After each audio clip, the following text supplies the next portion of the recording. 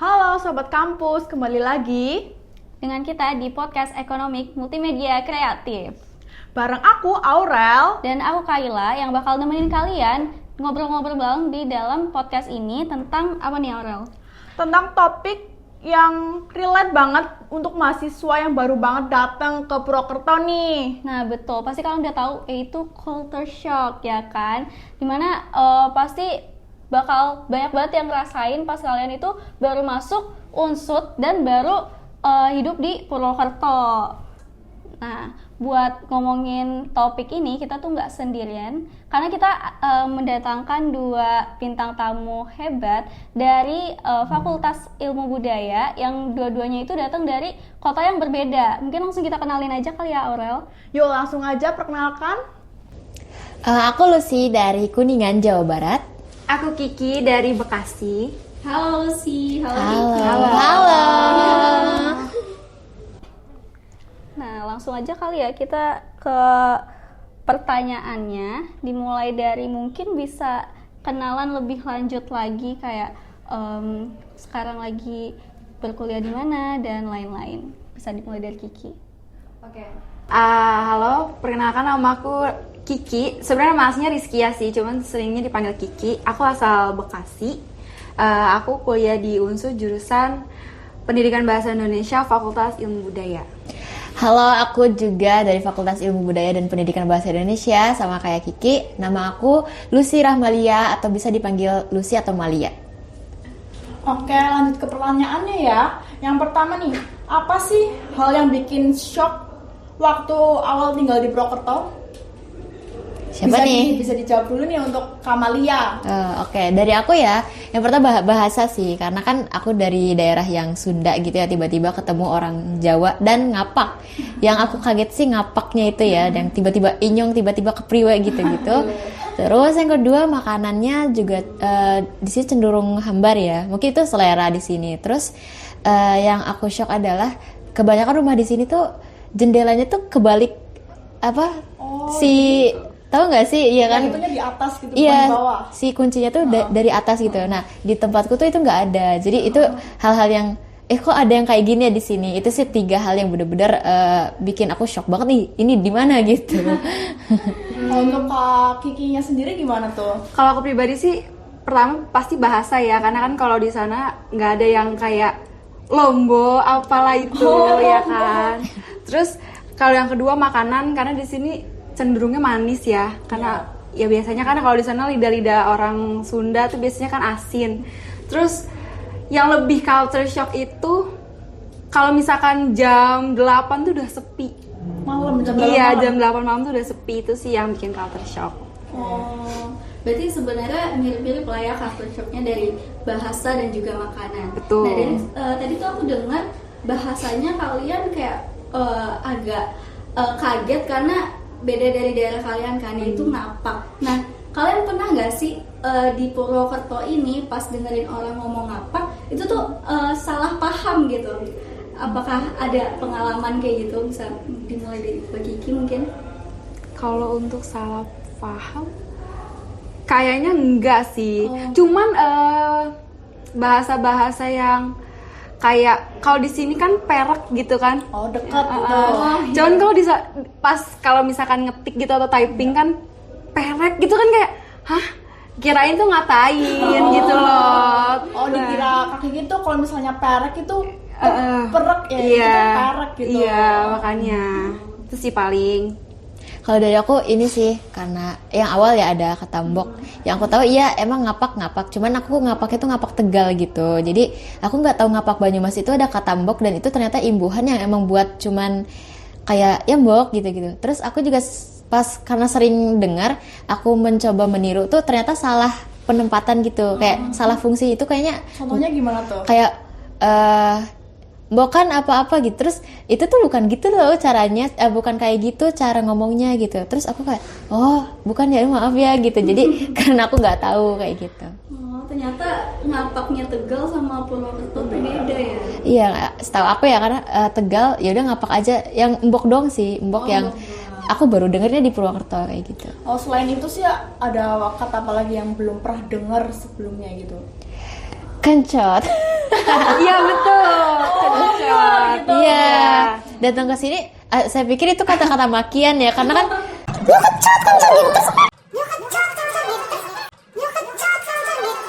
ini orang kenapa? Kalau beli gidik tahu nggak?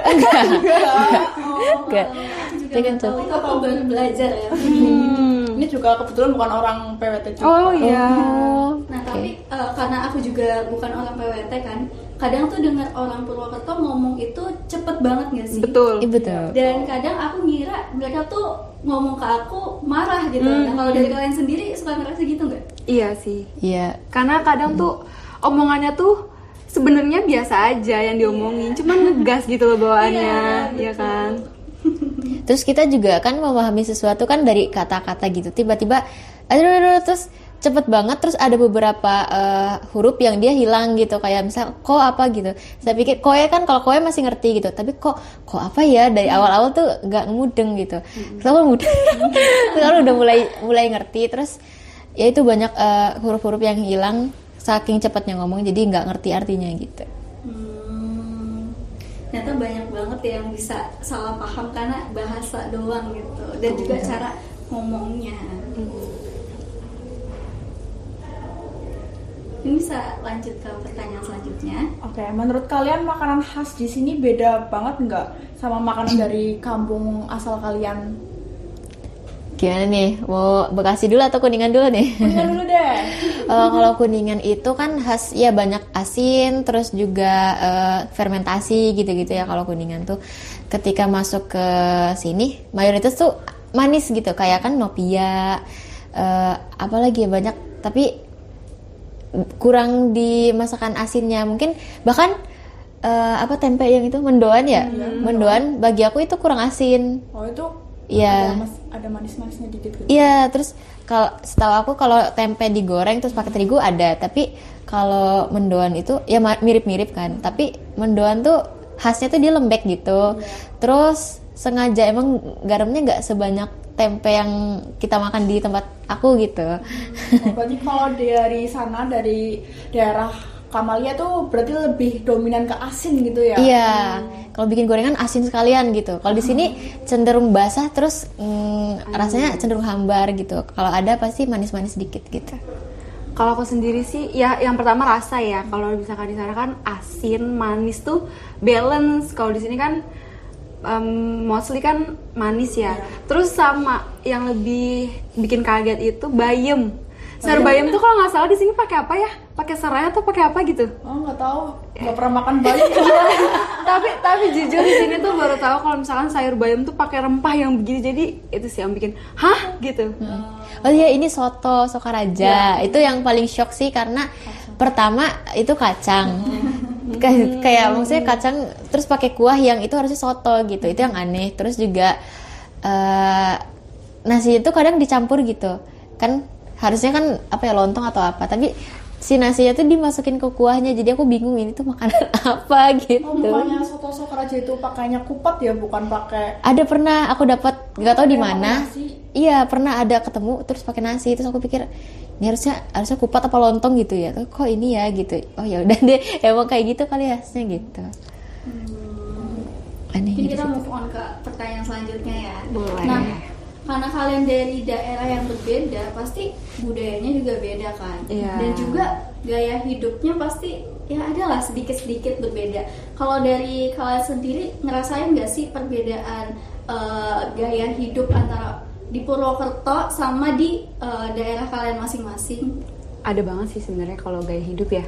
Kalau misalkan di daerah aku itu lebih apa ya, orang-orangnya tuh lebih ngesok ya. Ngesel tuh Ibarat kata lebih Gaya gitu? Iya, lebih gaya. Oh, dari kakak gitu. Kalau misalkan di sini tuh lebih slow. Karena kalau aku ngerasanya ya Purwokerto tuh slow living banget. Iya, betul Iya kan, banget. slow living banget. Jadi enak banget buat tinggal di sini gitu. betul. Kalau Purwokerto. Kalau dari aku sendiri, Purwokerto gimana ya? Kalau di tempatku cenderung konsumtif banget gitu. Sementara Purwokerto tuh kalau jajan, kalau apa tuh bener-bener lihat yang mahal gini-gini. Jadi ngelihat harganya juga. Terus ada satu lagi apa ya? Mallnya cuma satu. Itu yang oh ternyata daya beli masyarakatnya juga menurut aku kurang gitu. Jadi kalau bisnis ini agak susah di bagian fashion atau yang tadi disebut juga emang apa ya, sederhana gitu, slow living kayak gitu. Terus tapi karena deket sekitaran mahasiswa, jadi kalau beli apa-apa tuh kebanyakan curious gitu loh. Kalau di aku meskipun deket kota tapi kan masih di kampung dan penggunaan e-wallet gitu-gitu masih kecil banget kalau nggak di Indomaret gitu. Nah shocknya di sini tuh ketemu warung-warung bahkan becak waktu itu pakai scan curious gitu. Tukang parkir ada juga. iya tukang parkir Baru kayak tahu gitu. sih kalau becak ada curious. Iya jadi Baru tahu. shock aja gitu, ternyata sebenarnya modern tapi tetap sederhana kayak gitu. Sederhana.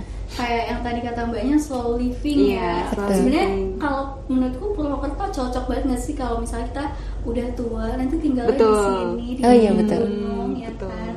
Karena nyaman banget sih kalau buat Iya. tinggal, buat tetap. Gitu.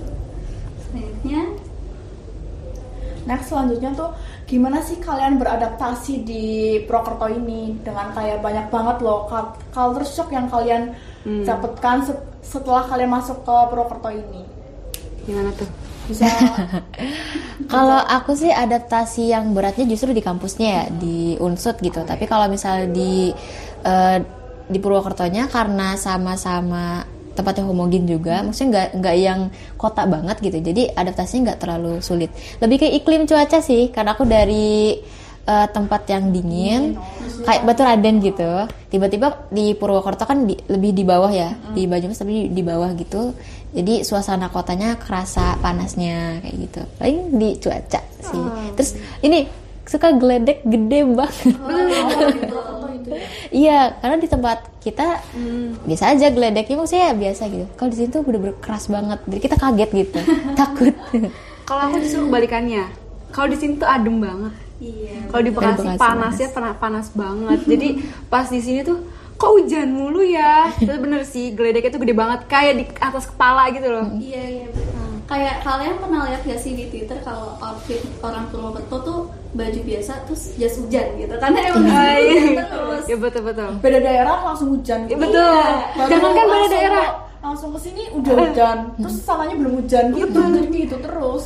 Jadi mencok gitu loh. Saya pernah di kampus depan lagi hujan, tiba-tiba ke kampus belakang pada kering gitu. Terus ini hujannya bad mood apa gimana? Nggak jadi hujannya gitu. Emang sebenarnya kita harus siap-siap disurprisein sama Purwokerto ya, tiba-tiba hujan, tiba-tiba nggak hujan. Gitu. Kayak kejar-kejaran sama hujan. Iya. Betul. Nah, kalau misalnya nih dari proses adaptasi tadi, yang sebenarnya malah kalian syukuri dari perbedaan yang ada di Purwokerto tuh apa sih dari kalian sendiri? Yang bikin bersyukur ya. Mungkin ketemu sama orang-orang yang baik-baik sih di sini. Jadi walaupun di sini tuh ibarat kata orang-orangnya apa ya? Ngomongnya ceplos-ceplos gitu, tapi orangnya baik-baik, slow gitu. baik-baik karena peduli aja gitu, kayak misal sama tukang warung atau bapak-bapak warung, ibu-ibu warung, kita tuh bisa yang ngobrol, mereka tuh bisa yang nyambut kita baik gitu. Iya. Sama murah senyum ya. Iya betul, sama Nggak makasih kayak di banget. Bekasi gitu. Iya. Sebenarnya di Bekasi juga ada yang begitu, cuman emang Rata-ratanya iya rata-ratanya seperti itu. Kalau dari aku ini sih, aku ngerasa Purwokerto ini kan wilayahnya di tengah-tengah antara Bandung, Semarang, dan Jogja. Jadi wilayahnya sangat strategis gitu. Dan cuaca sebenarnya nggak ngerepotin banget gitu. Kalau dari perbedaan dari tempat aku ke sini tuh, bersyukurnya ada Unsut di tengah-tengahnya gitu. Jadi kayak kita tetap di sekolah, kuliah di tempat yang negeri gitu. Terlalu kota, terlalu bebas enggak, tapi terlalu desa juga enggak gitu. Jadi ini tempatnya strategis di tengah-tengah gitu. Jadi tempatnya yang sangat moderat kayak gitu menurut aku. Bersyukurnya itu sih. Nah, terus selanjutnya nih, kan di sini kan banyak banget nih budaya, ada ebek, ada lainnya, terus ada tarian gambyong kayak gitu. Nah, apa aja sih budaya yang kalian sukai di Purwokerto ini? Jujur sampai sekarang aku nggak tahu itu ebek apa.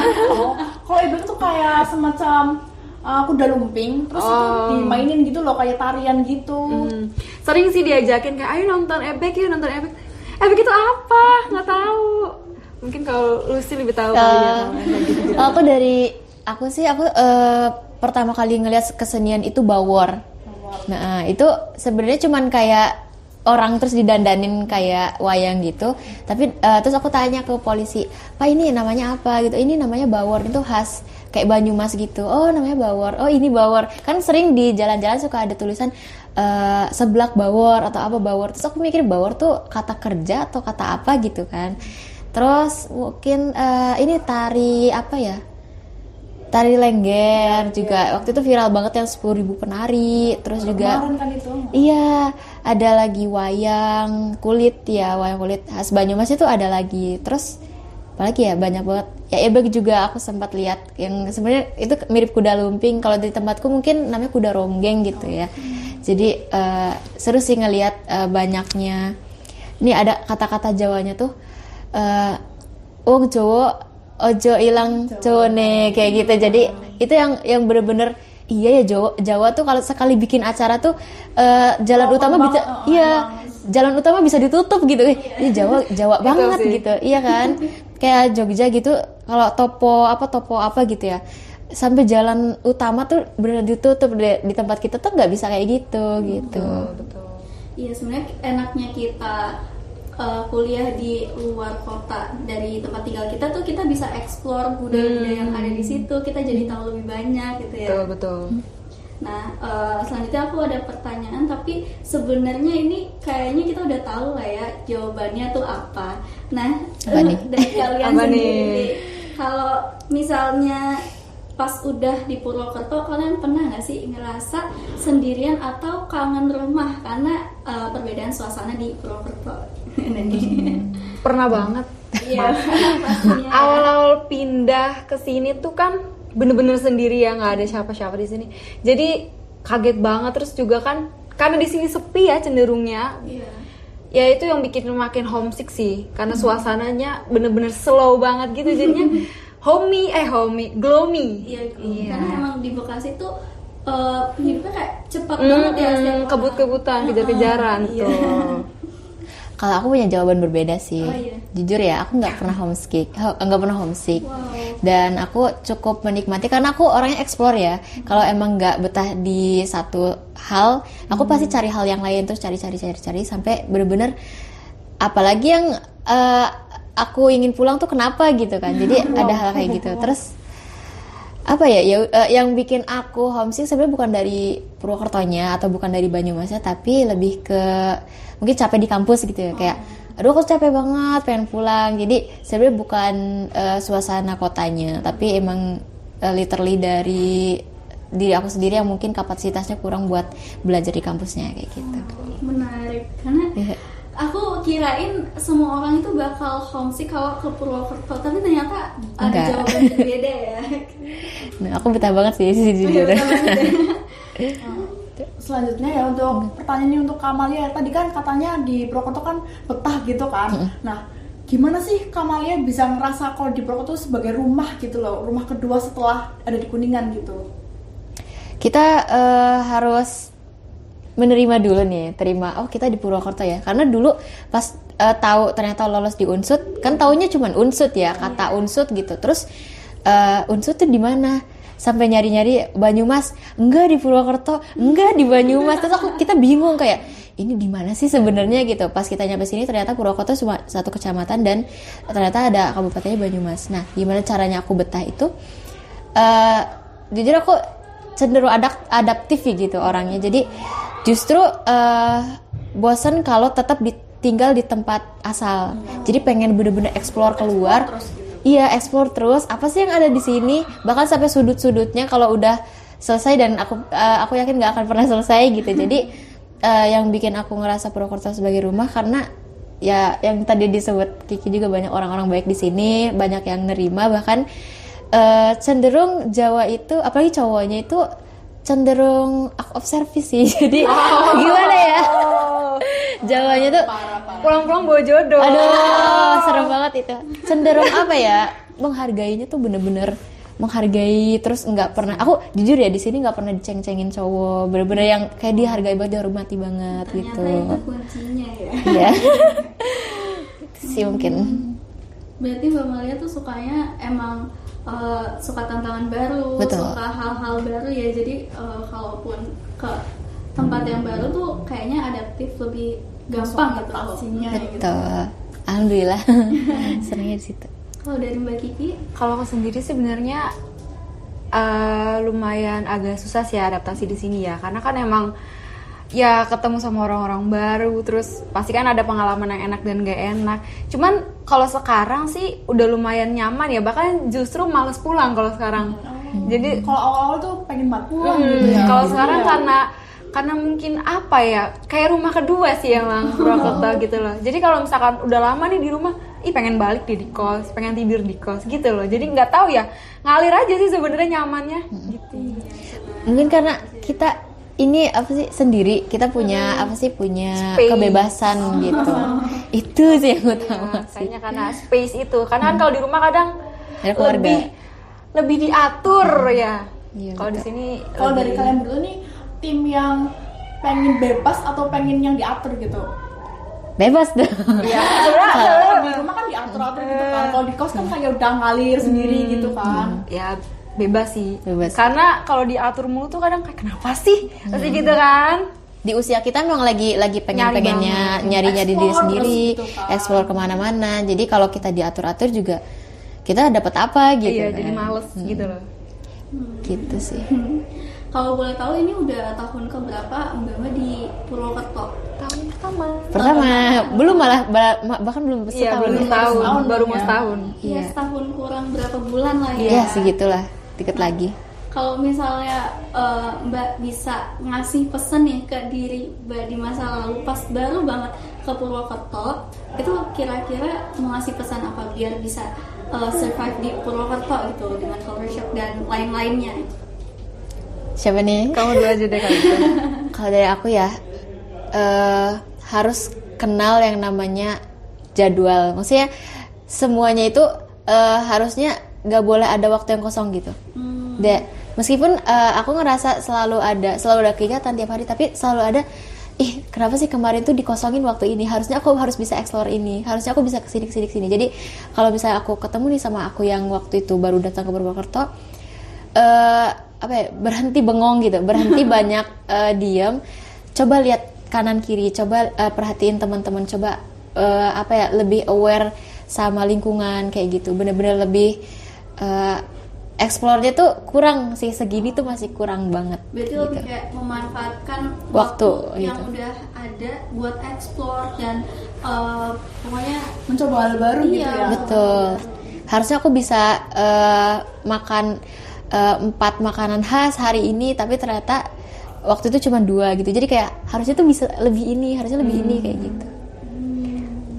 Nih untuk sesi yang terakhir nih ada persembahan musik dari Kak Malia tentunya nih. Langsung aja Kak Malia, musik mulai. Ra pengen liyane, pengen ku siji mung kowe, kenyataane dudu aku ning jero